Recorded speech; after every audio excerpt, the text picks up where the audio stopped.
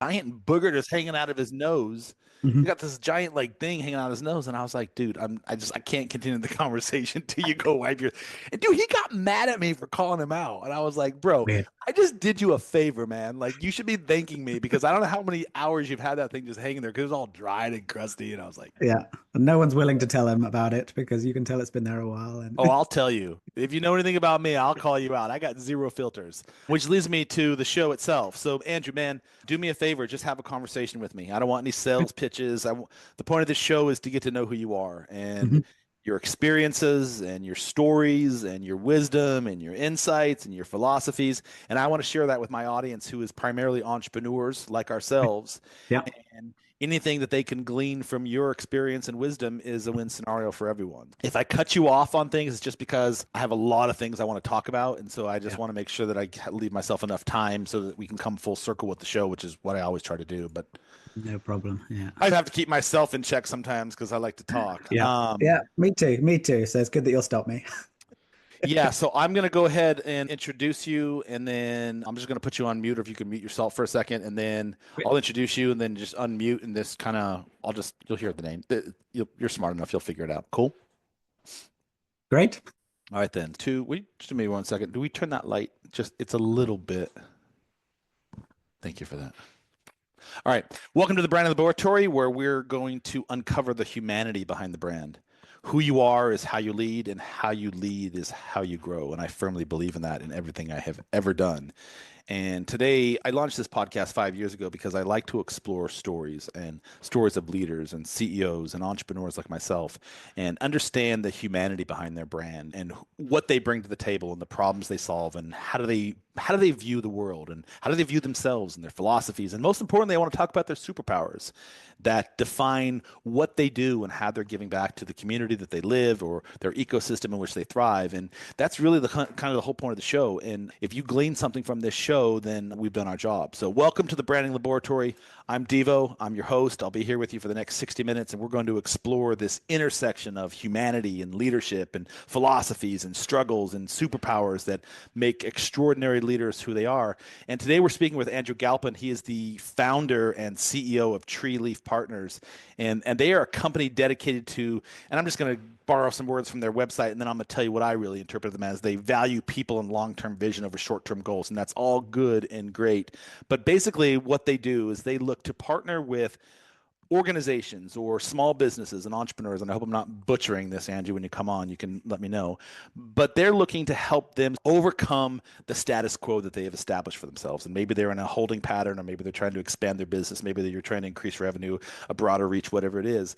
And they introspectively come in and take a look at that company and help you non sabotage and grow your brand a little bit better. There, I hope I said that right, Andrew. Thank you for joining us on the show. Did I get that sort of right? Did I mess that up?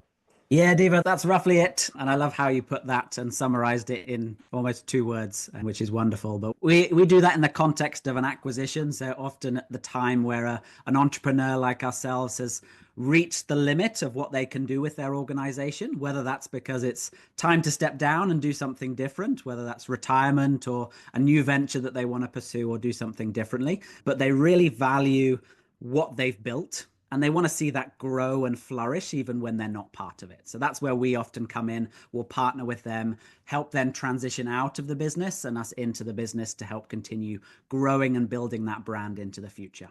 Okay, so I did not realize this was a post-mortem exercise. So you are exit strategy wizards, is basically what I'm hearing you say. Got it. Okay. Part I of what should we have do. done some better research on that. I saw the Niggle reference to Lord Mhm. of the Rings. I saw some other things on there. By the way, your website's really cool. I love how you took me through that interactive journey up front. So you are an exit strategy wizard. So when I'm ready to sell the Brandon Laboratory, I'm going to holler at you and say, bro, here's what I want to do. Here's what I've built. Help me get out of this in a strategic and insightful and hopefully profiteering way that everyone's comfortable with. Okay, cool. All right. And if you're cool with it during this episode today, we're going to dive into your journey. I want to learn a little bit more about your philosophies. I want to talk about your origin story and how you built this company.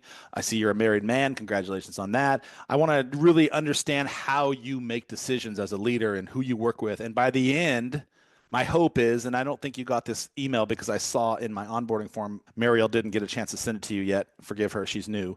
But I always want to know what people's superpowers are and achieve that through this show. And so we'll get into that. But I'd like to know by the end of this show what your superpower is and reveal that to my audience and really understand what sets you apart as a leader, not only in your field, but just in general, right? Because I see you have a faith-based background. That's always interesting to uncover with people because I always find people of faith. And while I'm not necessarily a Christian orthodox in terms of subscribing to a particular type of denomination, I do believe in the concept of spirituality and something bigger than we are. And so I subscribe to that. So I always love talking to people of faith who have this unique sort of disposition about them always. You guys are always very calm and like just cheery, which is, I'm not sure if it's just because you're drinking the Kool-Aid or what, but I always find that with Christians. So maybe we'll uncover that today on the show, drinking the Kool-Aid. So anyway, my brother, welcome to the show. Are you ready to get real with me? Let's get real. All right, let's do it. So the thing that I really always like to start with is the humanity behind the brand and who is the person we're talking to on the other side of this microphone. And are you in the UK or are you somewhere else? I'm in the great state of Texas, despite my English accent. Okay, sorry. I actually knew that. Forgive me. I did see that. And you spent some time in a bunch of different countries, which we're going to talk about. But let's go back to a moment in time, if you will, and just look at the trajectory of your journey. And is there a single memory that you hold or a single experience that you hold that has shaped who you are today? Like if you were looking at yourself 20 years ago or 15 years ago, or even when you were 5, and you say, this was an experience that happened to me that sort of put me on the path of where I am. Is there anything around that space that you'd like to share with me? Yeah, there's one story that comes to mind, Deevo. It was during high school, and me and a friend really wanted to go on one of those international trips that they tend to do towards the end of your time at high school. It's very forming and very exciting. When you haven't been outside of the country, it sounds very appealing to us. But we weren't and very costly, I'd like to add, because my daughter is a senior, as a freshman in college now, and she was hit up with all those. And she's Dad, it's the best deal ever. I'm like, yeah, it's $15,000 for 2 days in Honduras. I'm pretty sure it's a good deal for them, not us. So anyway, yeah.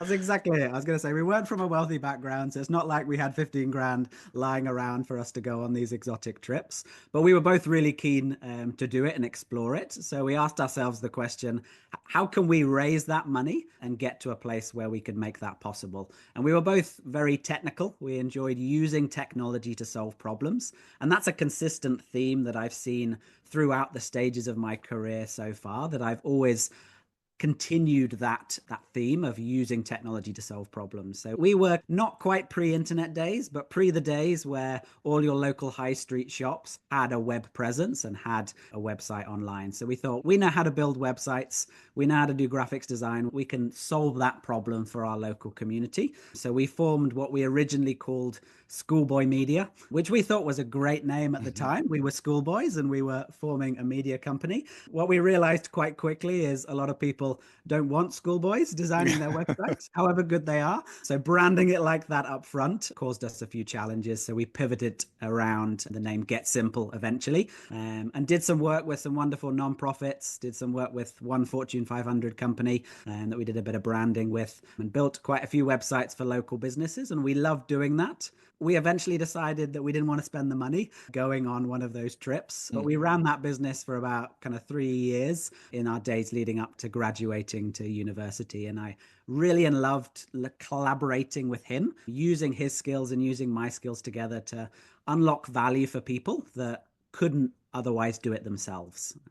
And so I'm sorry, you're in college when you're doing this?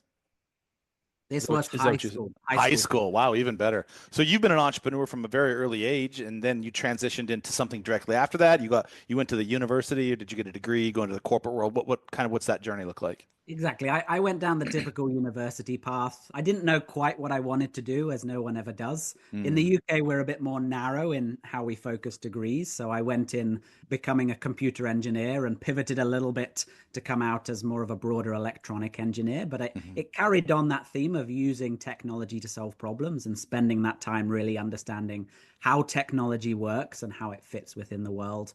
And I spent a year working in industry as part of that as an engineer, and I realized about myself that I really didn't want to be an engineer. And part of that was around engineers are often very narrowly focused. So even though I was in computer engineering, that can be quite broad while you're at university. But as soon as you graduate, you narrow in onto a subsector of that then becomes your career for the next maybe 5 years until you transition into management.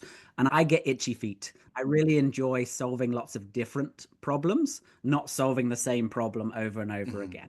So I worked that out quite quickly about myself. I was really glad I spent a year in industry doing that. So when I graduated, I then pivoted a little bit and went into the consulting route. I loved how consulting used technology to solve problems. And I ended up at IBM, one of the largest technology firms, doing that. Are you still in the UK at this time, or have you moved over to the States?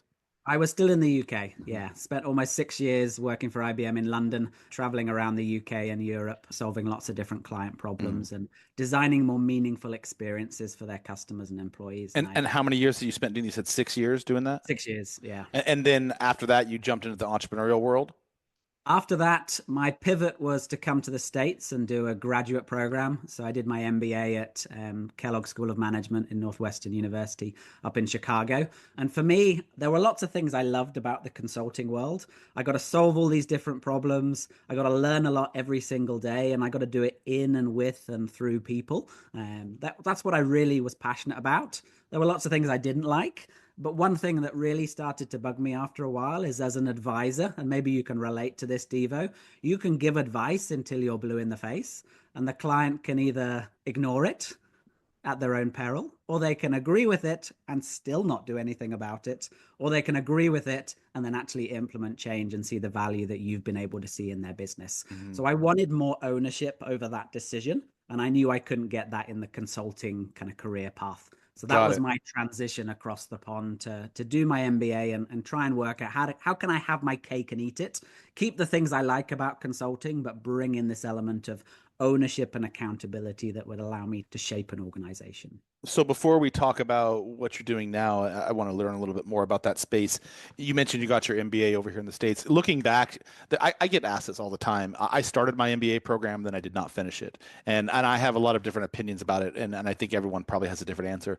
Looking back at what you got from the MBA, do you feel like entrepreneurs is a necessary thing that they must go through, or do you feel like it solves some problems, but it wasn't really an end all? Yeah, not at all. The marketers of MBA programs would want to tell you that it solves all your problems and they can find a way of fixing that. I think I have a bit of a bias in the UK and I know for Europe as well. The MBA is less part of our culture. So I knew no one going for an MBA when I was applying for MBA programs. I knew very few people at IBM. None of our senior leadership in the UK had an MBA. It just wasn't a big part of our culture. So I think I came into it knowing it wasn't a be all and end all of solving the problem. But for me, I had a very specific goal for that MBA, and it was to get a good foundation of how to lead an organization. I come from an engineering background, so I've got that kind of engineering thinking mindset. I'd spent 6 years at IBM helping our clients design more meaningful experiences. So I had that more design-led customer experience thinking, but I didn't have that kind of financial business accounting thinking that I felt was important to round out that skill set. And you can get that in a number of ways. I just felt the MBA was a way of accelerating that, and at the same time exposing me to lots of different career paths that would really help me find what that match was for what I was really interested in doing. And I can say if I hadn't done that, I probably wouldn't have found the path that I'm on now. So from my perspective, it was worthwhile for that value. But I do encourage people to think through what do they really want to get out of the experience to make sure it's worth investing both the time, because it takes a long time to get an MBA, and the money, because it's not a cheap process to go through. And if your alumni is listening, he vouched for it, so he didn't say not to get it. I'm actually going back to school in January, which I'm really excited about. Not school, but I'm going back to get some life coaching credentials that I've really been focusing on for a while. So the idea of perpetually learning has always been front and center. You said something about the financial piece. I definitely have heard that from other people who have echo the same sentiment. One of the biggest factors of success that they got out of going to MBA schools understanding the economy of things and just being able to financially take a purview of their business and understand that. So critical code. Not to say you can't do it outside of an MBA, but if your wife is listening, I think one of the biggest benefits of you going to MBA is I believe it sounds like you met your future wife there. Is that right? It is. I don't like to advertise that too strongly because I can't promise that will be your outcome. I was surprised how many people came to MBAs with that as one of their kind of sole goals. For me, it was an added bonus and worth every penny of the degree to come out with a wife that I now cherish. They didn't promise you that in the credentialing. They MBA did. and a It's the wife. one thing they avoid saying in the marketing. It's a possibility, but they don't promise anything. And now you and your wife work together in Tree and Leaf. Is that what I understand? No, so she works for a nonprofit called Got it. Central. Okay. Okay. They buy old church buildings and diversify the revenue streams to make them self-sufficient when the church can't maintain that building. And it helps fill them up during the week. So many church buildings are empty kind of Monday to Saturday and only full on Sunday. So it's great to turn them into more of a community resource that can be leveraged by everyone in the community during the week. You advertise very clearly on your website and in several spots how important your faith is to you. And I'm always fascinated. I was talking to you in the outset of the show of people of faith and what that brings to them on a personal and a professional level.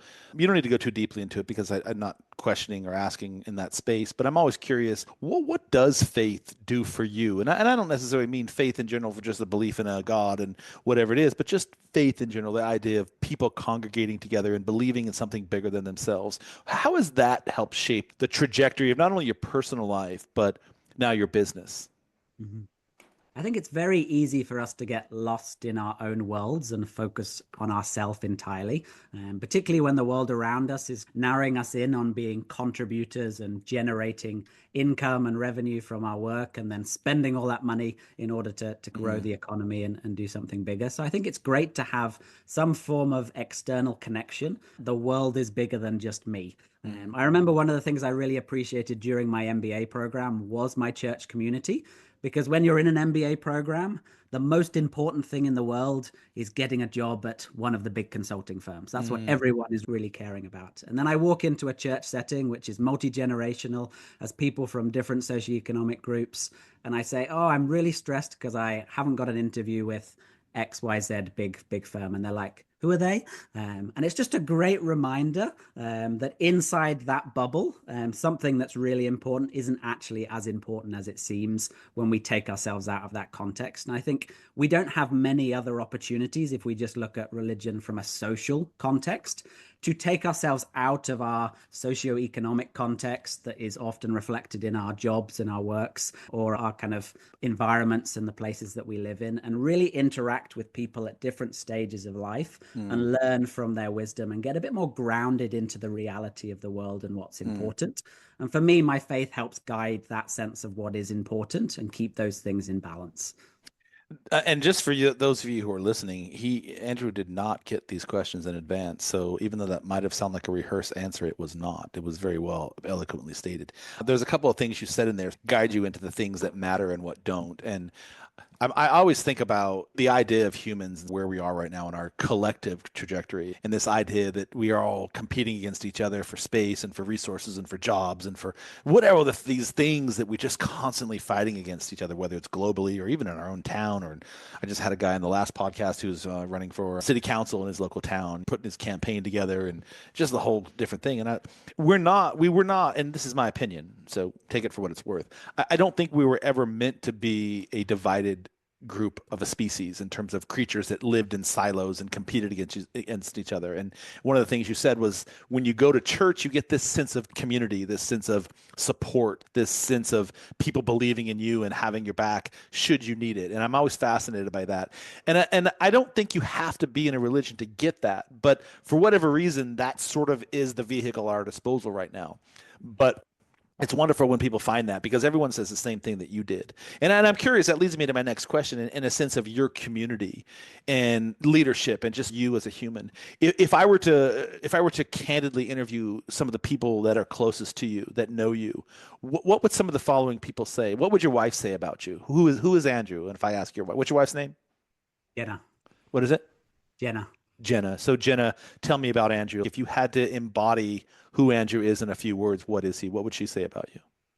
I think she would say I care deeply. So I feel very strongly kind of other people's emotions and my effect on them and want to manage that carefully. That has its positive sides and its negative sides that we've all got to manage as with any strength. But I think she would say that both about hopefully how I treat her and how I think about and interact with others. And your parents are still around? My parents are, yeah. What would they say about you? That's a good question. I want to pick a different word other than that. Hopefully they'd say I care as well. But I think they would say he's gracefully ambitious, shall we say. Mm. I've probably done more things than they would expect me to have done in slightly different things. And I've persevered when they haven't always worked out and come across to me in an easy fashion. And say gracefully focused on achieving. Yeah. What about your collaborative partners, the people that you work with and help out in your day-to-day business professional world? What would they say about you? I think they would hopefully say that I am focused on helping them. I like to ask the question, how can I help to people to really understand how I can help solve a problem for them and be useful to them? Because I think if we're more outward focused, then everything that we need will come to us through reciprocity. And if we just focus on meeting other people's needs and helping them get to where they want to be, they will help us get to where we need to be. And I think it was Zig Ziglar who coined that phrase Yeah. originally. Yeah. Zig Ziglar and every other enlightened person before him going back thousands of years. In terms of that sort of principle that you just talked about, serving other people and the karmic reaction from that, in terms of a central belief or a principle that you hold, do you have any sort of mantras or principles that you have held from a very early age that you're still implementing, utilizing, believing in today? I have my mission statement. I saw that. It was very well written, by the way. Yeah, yeah. So I took myself away for a weekend during my university days to really think about what my values were, how I wanted to live my life, and how do I encompass that within my mission statement. So my mission statement is to walk by faith through life with integrity, solving real world problems and inspiring others to do the same. And that's linked to my three values of love, growth, and challenge. And I settled in on them because those are what really drive me and are what are really important to me and help keep me in check when I'm making a decision. Growth, love, and integrity. Sorry, that was the third one. So when I'm making a decision and I'm struggling and wrestling with a decision, I try and use those three values as a lens. If I was to act only with integrity, what decision would I make in this circumstance? If I was to act only with love in this circumstance, what would I do that? If I was trying to maximize my or others' growth in this situation, what would that look like? And that's really helpful for me in helping me make those difficult decisions, because often those difficult decisions that we're trying to make actually have very simple answers, and we're just wrestling with our ego to actually do the thing we know we should do. So it's really helpful for cutting through that and challenging myself. And that's something I share with others to give me that public accountability, that someone can come to me and go, Andy, you made this decision and it doesn't feel like it was the most loving decision. Why did you make that? And I'm accountable to that. And even if no one ever comes back and challenges me on that decision, just the fact that someone could and they have the option to do that helps me make the right decision in that moment. Have you ever made decisions in your life that were not necessarily the most optimal at the time, that you learned something from them and grew from them? And if so, can you share something that really bit you in the ass at the time and you're like, how am I going to get out of this? Because we all have that one story, right?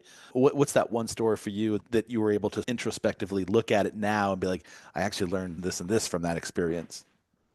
I worked on one of IBM's most troubled projects globally. The status reports were sent to Ginny Rometty every month, and the company was losing a vast amount of money on it. The big challenge with working on a project like that is there is always more work to do, and a lot of the work is more urgent than necessarily important. A constant stream of information is needed so we can make... When you work in the corporate world, everything is urgent, isn't it? But nobody has any sense of urgency, which I always found to be quite hyperbolic. I'm like, everything has to be done yesterday, but yet it takes 2.5 weeks just to get a meeting together with the project team to get this started. So sorry, I didn't mean to interrupt. I just had that thought. 100%. Yeah. So it can be a very stressful environment and not an easy one to do. And this was reasonably early in my career at IBM. So we're a bit more orientated to say yes and to do what we're told to do, rather than really thinking through, should we be doing this? And is this the right way to do it? And even asking how important this is and when it needs to be done, rather than just saying yes and spending countless hours getting it done. So I'd got into a rather unhealthy rhythm where I'd arrive at the office on the client site at 7 a.m. and I'd be lucky if I left at 7 p.m., which is a long working day where you're often working through your lunch and just doing back-to-back meetings to get things done. And I had one evening where I'd been given something to do by the delivery manager to write a report on something or analyze some data. And I was there till about 11 o'clock with a colleague of mine. We went home, slept for 5 hours, came back at 7 a.m. and at 8 o'clock he came in and told me that we didn't need it anymore. And that was a real key moment for me to really go, did it need to be done? Because I spent all that time and effort doing something. I've burnt myself out working too hard on it. And really the output is the same as if I'd gone home at 4:30 and just had a good evening at home. So I became much more intentional about evaluating why we needed things done, what the outcome we were trying to achieve from that was, and also creating some accountability around me with colleagues to make sure we were running a sustainable race. We were making sure we were running a marathon and not trying to run a sprint for a marathon, to make sure we could be healthy in that in the long time. So I appreciate you saying that, but one of the lessons that you imparted there, some of those things were out of your control. So that leads me to my next question in terms of instilling or putting in accountability around this and being more pragmatic about the idea. In the corporate world, sometimes you don't have that autonomy and luxury to do that. You have to learn to collaborate and you have to learn to navigate through the politics and all the like minutia of a large corporation. So how, as a central takeaway, if you were charged with that same exercise today, all things being equal, you don't run the company, you're not the CEO, you're not the position of ultimate leadership. How differently would you have taken the lesson that you've claimed that you have learned and instilled that so you would have had a different outcome? think Within your locus of control, I have to throw. Yeah. Yeah. The advice I give to people going into consulting is ask when things need to be done and ask the person giving you that work to prioritize how important it is versus all the other tasks you've got to do. I think a lot of people, particularly early in their careers, try and do all that themselves. So they assume that everything is important and everything needs to be done tonight. But often if we ask people, something can be done tomorrow. As long as it's done by the end of the day tomorrow, that's fine. Or I've given you 3 things and you think they're all equally important. Actually, this one thing is the most important thing. If you can get that done and done first, then that will enable me to do my job and get on with that. So those 2 questions I think are really important. And particularly earlier on in our careers, we don't have the confidence to ask that. We feel the need to just do work and get things done. So those were the 2 things I would change to make sure this was really critical. Maybe they learned something in the 8 o'clock meeting that changed how important this was. And maybe he knew there was an outstanding decision. He just wanted to have the report ready. And if I'd asked for that context, maybe I could have gone home for the evening and done it in the morning. And then we would have had it ready for 12 o'clock rather than 8 a.m. And then we would have not needed to do it if it's in the meeting. So just making sure you ask those clarifying questions, I think, is really important. And getting them to prioritize helps them, helps you and helps them work out what a sustainable amount of work is, because they don't want you to burn out either. That's not in anyone's best interest. So how do we make this sustainable? It doesn't mean we don't have nights that we work till 11 p.m., but it shouldn't be the norm. It should be the abnormal. What you're describing sounds like the Pareto principle to me, which is really the criticality and the importance of identifying and focusing on these impactful factors. And I always tell people in the space that I'm working with, because I'm consulting people as well, does this push the needle of where you're ultimately trying to go? And if it's not pushing the needle, it's like in my journal exercise, as somebody taught me many years ago, just, I don't know if I read it in a book or something, but every morning, what are the top 3 things that have to happen today? And those top 3 things have to be fully in alignment with whatever it is, your goal that you set around it, or the vision that you're trying to accomplish, or whatever it is that might happen. What's the top 3 things, and come hell or high water have to happen. So I love that you said that. This idea of, I love to talk about this whole idea of the intersection of the personal lives and our professional lives, because you've talked about values, you've talked about unlocking value for other people, you've talked about these things that you believe in and you espouse all your life. Without giving too much away, because I really want to get some deeper, meaningful questions around that. What do you think that you do differently as a leader that has made the most significant impact on your brand, your person, your professional, your life in and of itself? think what I did early in my career was try and separate my work and personal life. And this concept of work-life balance that we try and sell ourselves on doesn't really work. I Mm, think a better way of thinking about it is work-life integration. mm, And obviously, in an ideal world, you'd be doing a job that reflects what you're passionate about, what you love, the skills that you have, and you'll also get paid for it. I'm a realist, so I know most of us are not in the luxurious situation of being able to do that.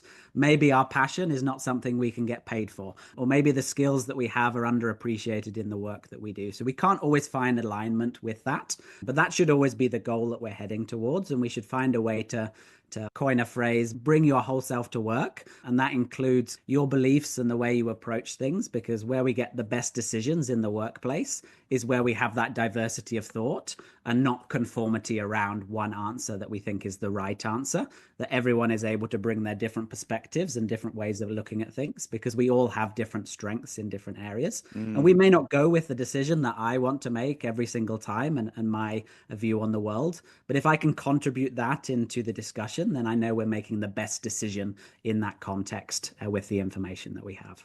All right. So, in a few words, because that was a lot, dumb that Yeah. down for me. In a few words, the one thing that has made you who you are today, would you say? Authenticity. Authenticity. You talked about this work-life balance. Interesting enough, you and I are on the exact same trajectory with that philosophy. I don't believe in the idea of a work-life balance. I never have. And in fact, the first time I ever heard the term was many years ago. I have a photography and videography agency, so I do a lot of content, and I was working with the local coach down in Atlanta, Georgia, and her entire business keynotes, which by the way, she got paid $25,000 a workshop to do these, was centered around this idea of creating this work-life balance. And I just remember sitting here filming her one day and listening to this, and very gifted woman, very talented, had a modicum of success in doing what she's doing, but I just didn't agree with the philosophy, because for me this idea of work-life balance is flawed, because it implies like this rigid separation between your work, your personal, your professional life, and it's unrealistic in today's interconnected world. And so I've never really bought into that, which is why we do the podcast, because I believe in this intersection of personal and professional, and who you are is really who your business is, especially if you're an entrepreneur or a solopreneur. Like, your values are what matter most. So in that vein, when you think about the values that you hold near and dear to your heart, and you don't have to go too long-winded in this, but in a few words, what are some of the things that you truly believe in as a CEO, as a faith-based individual, as a leader, as somebody guiding other people's future trajectory of their business? What's some of the values that you really aspire to?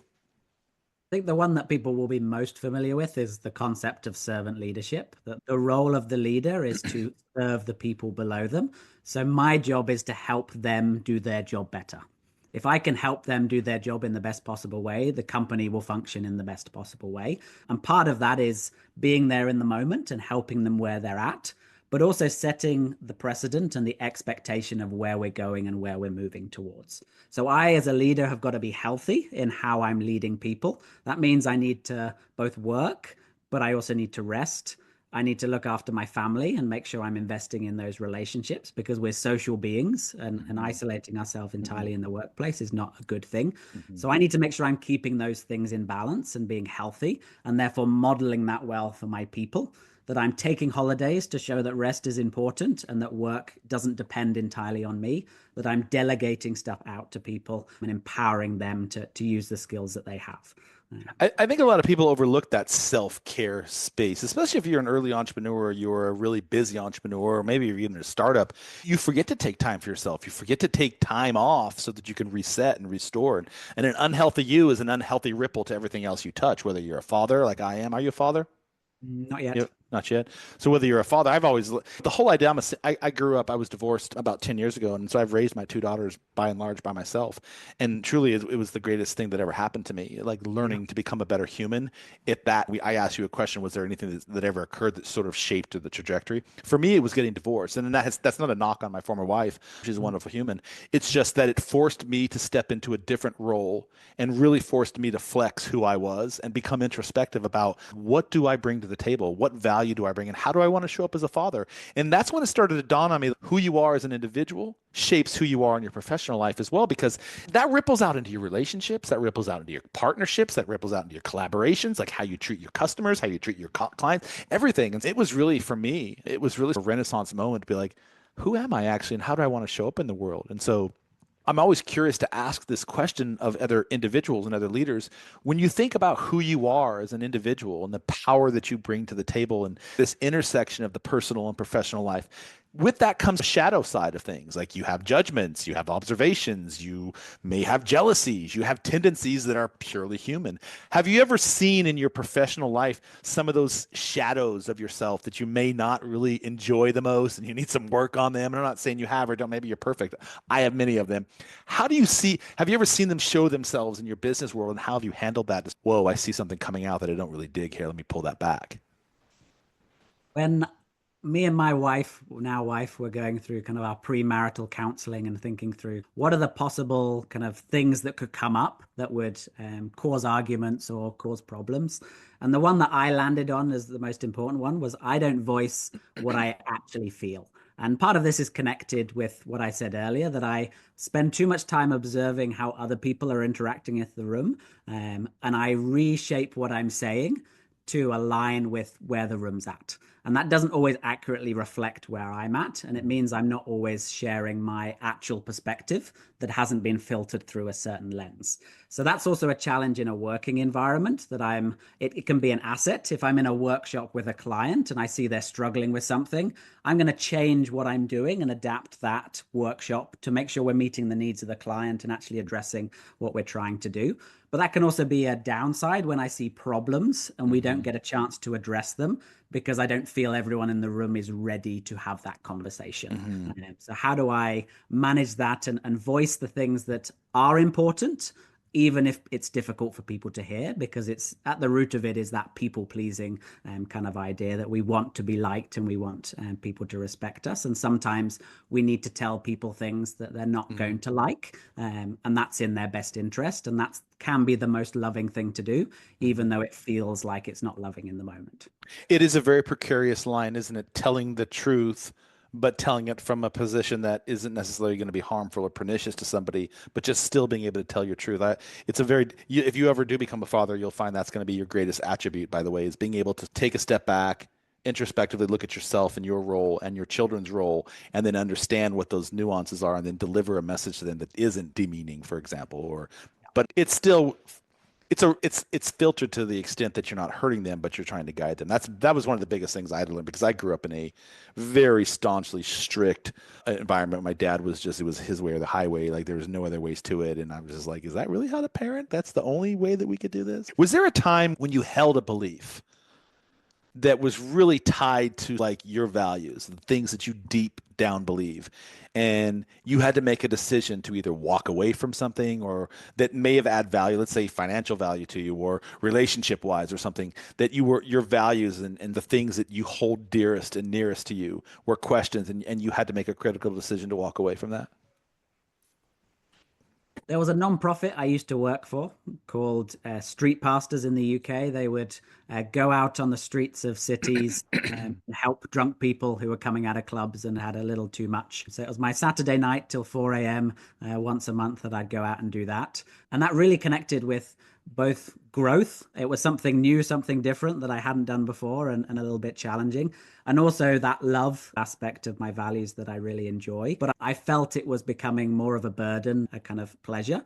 But that love value was what was overriding me. I was like, this organization needs volunteers. It needs people to be doing this. And there are people who need help within that. And that was a real struggle point that I wrestled with a lot. And eventually I made the decision to step back. And I had a mentor that spoke to me and helped me make that decision. And part of it was around growth for other people. Because oftentimes we fill a gap, and that's a good reason for someone else not to fill that. It's an excuse for someone else not to step up. So actually, by being willing to step back from something I enjoyed, it was hard work, but something I enjoyed in a way I enjoyed serving, it opened up the opportunity for other people to step forward because there was now a felt need that people felt they could respond to. And that's something I've seen in my life when I've moved around churches. I've always looked for what is that need that I can help meet? How can I help solve that problem? And I often don't feel connected to an organization if I can't see how I can help them further their journey or do something in a better way. Yeah, that's another precarious line, isn't it? Understanding how you can serve and help Mhm. other people, but at the same time, your ability to serve is directly correlated with your resource bank. Like your resources are like a bank account, and the more you use them, the more they become depleted. So if you're depleted, you're not able to serve in an optimal capacity. So being able to have some self-awareness around that is really important. It's interesting that you said the way you did. I appreciate that. In terms of guiding principles that kind of direct everything you do. We've talked about your faith, we've talked about serving first. Is there anything in particular that you look at now and who you are as a leadership, as a leader, as a CEO, as a collaborative partner, as a husband, that you never had any of these skills and it only became self-aware to you somewhere down late in your life where you are now, where you look back and you're like, wow, I am actually pretty good at that. I never realized I could do that before. I actually am pretty good at managing relationships, or I am pretty good at showing up in that capacity. And then you look back and you're like, wait, when did all those things happen? Was that just an accumulation of a bunch of experiences, or is there like this one thing that taught me something? Do you ever think about that? I was not struggle, but I was like ruminate on that idea.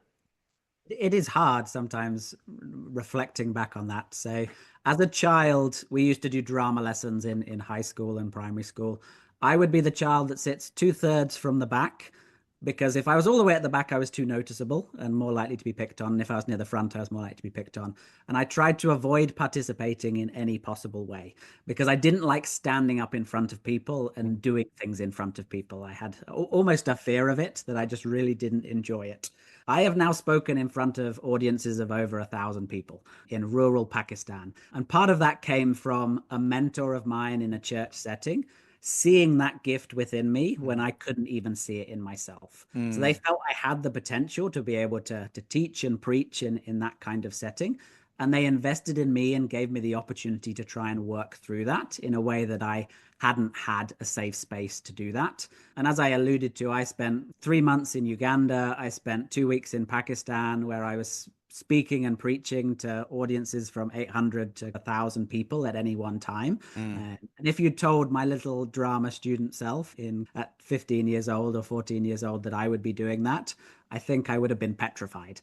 You're very calm and articulate and very well delivered. So whether it came to you over time or just a natural thing that you uncovered, you do have a very nice articulate disposition. So well played. I want to talk a little bit about the work you do in the company for Tree. Is it Treeleaf? Did I get that right? Treeleaf? Treeleaf Partners, yeah. Yeah. So when you're helping other companies with this exit strategy, and as we coined you, the exit strategy wizard, when you think about the work that you do, is there a guiding North Star or a guiding principle that you return to again and again when you're guiding people through these exit strategies? I like people to think about what they value. And I think it's a really important question because we often mistake Let me stop you. What they value or what their values are, and are they the same thing? they are, I would say they're different. Sometimes they overlap Hmm. and one should inform the other, but they Mm. aren't necessarily the same. I think Okay. people make the mistake of money is a way of quantifying and exchanging value, Hmm. but it's Hmm. not valuable in and of itself. It's what we can Understood. use money for. Okay. So So what do they value? Okay. what do they value? So, what are you going to use that money for? What outcome are you looking to achieve? Because the mistake a lot of business owners make when they sell their company is they only focus on how many zeros are on the check. And they don't actually think about what's really important to them in this transition. Mm. So, for example, a lot of Christian owners I speak to have been very intentional about how they've built the organization, how they've led, the values, the culture they've created. Now, if they focus entirely on how many zeros are on that check, they're going Mm. to sell to someone who is going to reshape that organization and that culture. They could see the business as purely assets that they want to merge into their existing business. So they don't actually care about the people or the culture they've built. As soon as the transaction closes, they all go away, everyone loses their job, and they get the assets they like. Now, most owners don't want that to happen if they really care about their people. Some people don't mind, and that's not a values judgment, but what they value and what's important is different. And if they haven't taken the time to really think through, do I value whether Steve in accounting has a job after this transaction or not? Do I value whether this company exists in 10 years' time? Is it important to me that I can sit in retirement and see this business grow and flourish?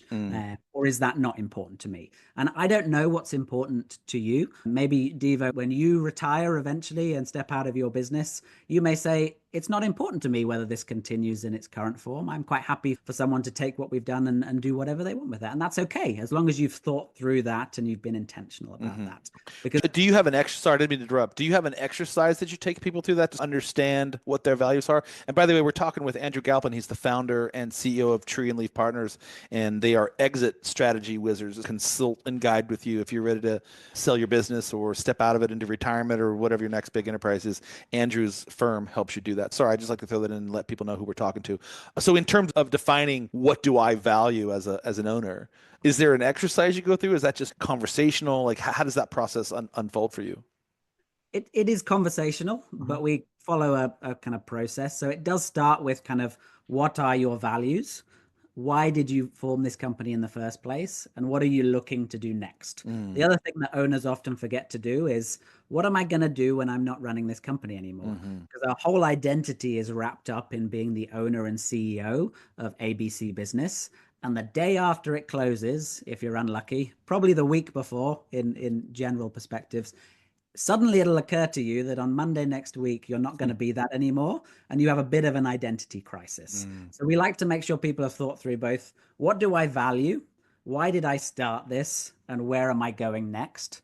To really help form an accurate picture of where we want to take things. And then from that, we can extrapolate, what do you value? If you still want to be involved in the company after you're finished, then that's something you're going to value, being part of the offer Understood. and Yeah. package. But if you want to go off and sail around the world, then as long as you've had that conversation with your wife and she's on board with it, then we can think about how that feeds into how you value things. Because there was a story someone else told me also in a similar space, where an owner had their vision of sailing around the world when they sold this business, but they'd never shared that with their spouse. Yeah, So they that's shared this funny. with their spouse 2 weeks before they were going to close the sale. And their spouse said, no way, I am not doing that. And suddenly they were trying to find ways to kibosh the sale, because now their vision of the future had been completely destroyed. They no longer wanted to go through with it because they had nothing to set themselves in and ground themselves in terms of what came next. And you suddenly had to pick up a new skill set of mediation divorce counselor. Yes. What's the percentage, real quickly, if you have, and you don't have to be precise, but just anecdotally, the number of CEOs that sell their company or retire out of it that want to stay involved in some way, shape, or form, or versus the people who just sell off into the sunset? Do you have a number around that? I'm just curious. Depends how involved. So I'd probably say 25% of the time they want to be somewhat involved, maybe 75% of the time. After a year, they don't really want to be involved Got completely. it. And a lot of that time, that depends what stage of life people are at or what they want to do next. If they want to retire and spend more time with the grandkids, then often they're quite happy to slowly remove themselves from the business. And that might be over a year, it might be over 4 or 5 years. They just Got it. don't want to be the one carrying the shouldering the burden of that business for the next 5 years. They want to be able to leave the office at 5:30 and go spend time with their grandkids, rather than the weight of running a company still be on their shoulders. All right, I'm going to ask you to help me run through a bunch of other questions that I want to get through. So try to give me high level, because I have a bunch of stuff I still want to learn about you in a short amount of time. You talked about something really near and dear to my heart, which is storytelling and this idea of using narrative to stand out in an industry. In a sea of sameness, and I don't know how many people do what you do, but there's a bazillion people that do what I do, especially photography and that and sort of stuff. How do you figure that storytelling has not only shape the way you do business, but help you stand out? Because when I go to your website, there's a nice interactive storyline. It's like flows through. You give some example of your personality. There's a story about how you met your wife and all those things. And it really draws me into, okay, I like the humanity of this guy. He's actually coming out and sharing some stuff that's important. Where does storytelling play a role in what you do for other businesses and helping them sort of shape the next chapter in their lives? Human beings are narrative beings. We understand and see the world and store information through stories. And a lot of the times we fall over in a business context because we focus too much on hard facts, and we don't take people on that emotional journey to really buy into the problem you're solving and why you're the right person to solve that. So we're quite intentional about doing it in how we present ourselves, as you've highlighted, Deevo, but we encourage companies that are on that journey to sale to really be thinking through, what problem am I solving? How am I solving that for customers? And what's the journey I'm taking people onto? Because when people are buying a business, they are buying that story and they need to believe that story is true. And if you don't tell them a story, they will make up their own story, which might Yeah. not be as complimenting. Yeah. I love that piece. In terms of, I would imagine if I was selling my company, because I've been doing this for over 20 years now, if I were to sell it to somebody, I would want to know that it's going into somebody who is going to treat it with kid gloves, I would hope. So, how do you, just again, high level, you don't have to go take me through your whole process. How do you ensure that my values and what I value, which is treating my company like one of my kids, maybe I shouldn't be feeling that way. Maybe I should just ride off into the sunset, but I'm going to probably imagine that I would be a little bit saddened at the same time excited.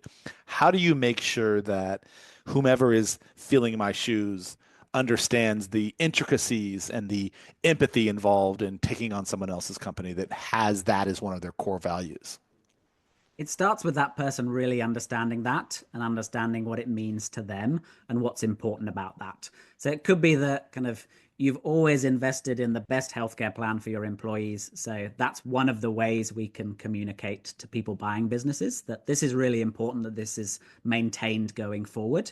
And then really understanding from the buyer's perspective what their plan is with the company. And often when we're looking at buying a company, we don't have a specific plan in mind because we want to spend the time working with you, Deevo, to really understand what is your vision for this organization going forward when you step away, and how can we help achieve that and help complement that? Because you're also the expert on your business. You know it better than anyone else. So I want to lean on that expertise, even if you're not going to be part of that in the long term, to really understand what's best for this organization. And that helps you filter through the types of buyers that you might be interested in receiving offers from as well.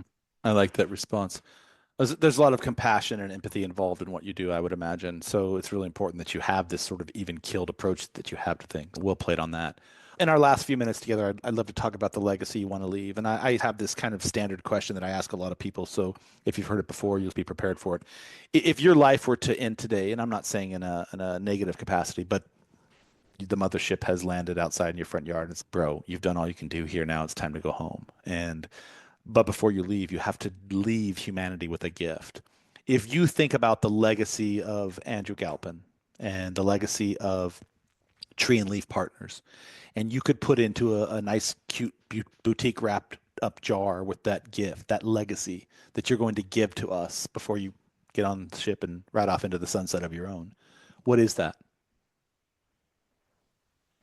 Be redemptive in how you think about the world. So I describe myself sometimes as a redemptive acquisition entrepreneur. We've talked about the other two words a little bit, but this idea of redemptive is about shaping and molding the world into a better place and leaving it better than where we leave it. So I like to see business as the center of an ecosystem that interacts with your customers, your employees, your suppliers, the community around you. How do we make that ecosystem flourish rather than just run business as normal or exploit and extract value from those other areas of the world around us? So how do we think redemptively and be intentional about doing that? Hmm. When I think about the word, that's not the definition I would have come up with. I think about the idea of deliverance, correcting something wrong or offensive. I think of that space. So Yeah. reframe that for me. I'm so that I can better understand it. Yeah, so I would connect it to my faith then. So, how do we make the world and align the world into the way it was originally designed to be? So, Mm, as a Christian, I believe we live in a fallen world. The world is broken. There's bad things in the world that none of us like. mm. So, our job is to co create with God and make that world into a better place, recreate it into the image that it was originally designed to be. I struggle with that actually, just if I may be transparent and honest with you for a minute. I struggle with my role in this redemptive aspect, if you will. We'll just use your vernacular.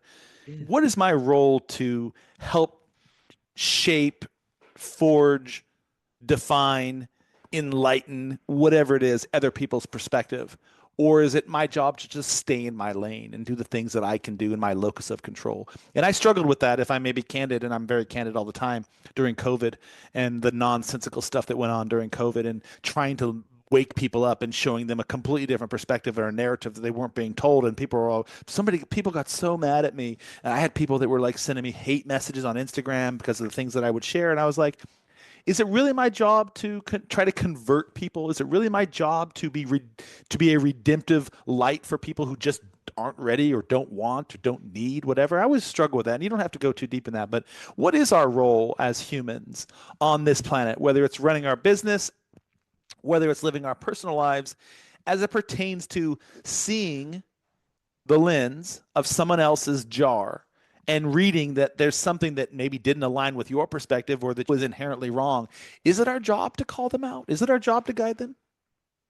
Wouldn't say we need to necessarily call them out, but I would say we need to live consistently to our vision of the world and the way that reflects in our life.